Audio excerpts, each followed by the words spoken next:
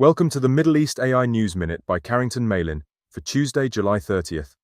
Your 1-minute daily briefing brought to you by OnDemand, Turbocharged AI Product Development and Integration.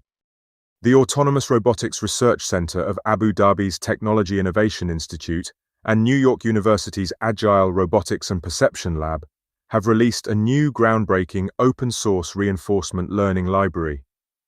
The new RLtools library allows developers to train high-speed, end-to-end drone controllers on a standard computer and speeds up reinforcement learning for autonomous systems by 75 times.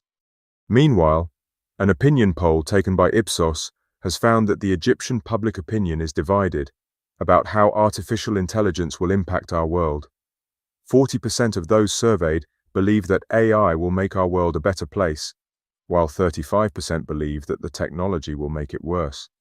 However, responses from those in upper income brackets were more pessimistic, with only 36% believing that AI would make things better, and 41% expecting it to make things worse.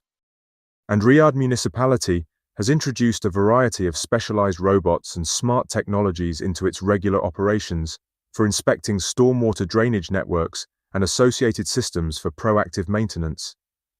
The additional coverage provided by the robots is expected to improve the safety and readiness of drainage networks in the Saudi capital. These were today's top Middle East AI news stories, brought to you by OnDemand. See my weekly news digest for more stories and useful links. Thanks for listening.